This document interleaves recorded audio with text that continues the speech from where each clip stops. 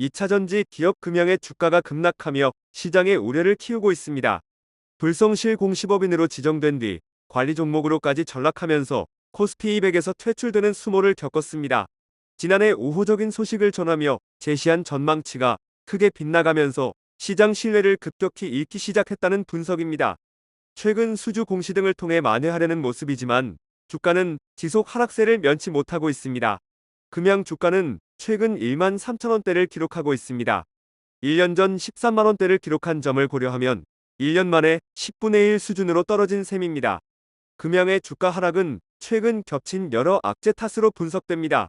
그 중심에는 금양이 제시한 청사진이 실제와는 너무 다르다는 지적입니다.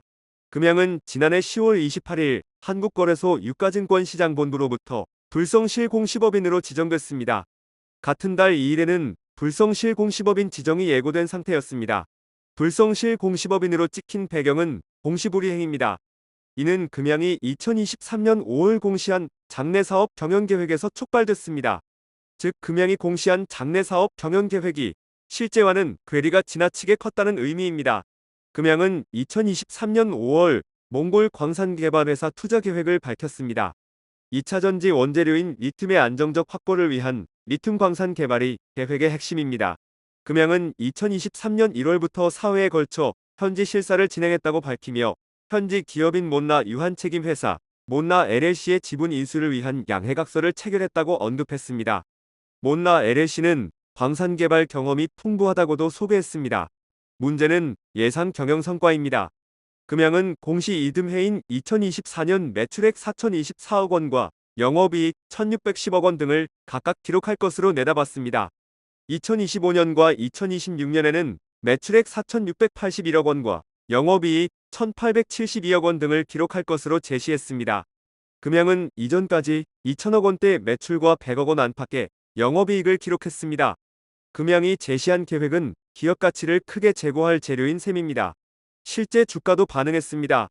2022년 4,000원대를 보인 주가는 2023년 7월 19만원대까지 치솟았습니다. 그야말로 엄청난 상승세를 보였습니다. 하지만 금양이 2024년 9월 해당 공시를 정정하며 1년 만에 문제가 발생했습니다. 핵심은 역시 경영 성과입니다. 금양이 수정한 2024년 매출액은 처음 제시한 수치 대비 6분의 1 수준입니다. 영업이익은 11분의 1에 불과합니다. 2025년과 2026년 수정치도 마찬가지입니다. 이로 인해 불성실 공시법인부터 관리 종목까지 지정되는 악재를 맞았습니다. 코스피 200에서도 퇴출됐고 국내 대체거래소 넥스트레이드에서도 매매 체결 대상 종목에서 제외됐습니다. 그야말로 최악의 시기를 맞은 셈입니다. 시장에서는 어느 정도 예견한 일이라는 평가입니다. 투자은행 업계 관계자는 금양이 제시한 몽골 광산 개발 계획은 애초부터 실체가 불분명하다는 의견이 적잖았고 실제 이루어진다고 해도 그 실효성에 의구심이 짙었다며 몽골에서 리튬을 들여오는 방법과 그 비용 등이 명확하지 않았기에 금양이 제시한 계획에 의심의 눈초리가 꽤 많았다고 말했습니다. 이어 최근 금양에 대한 분위기를 고려하면 이전의 위치로 돌아가는 건 꽤나 힘들 것으로 보인다며 지금은 금양이 무슨 일을 한다고 해도 믿지 않는 분위기라고 덧붙였습니다.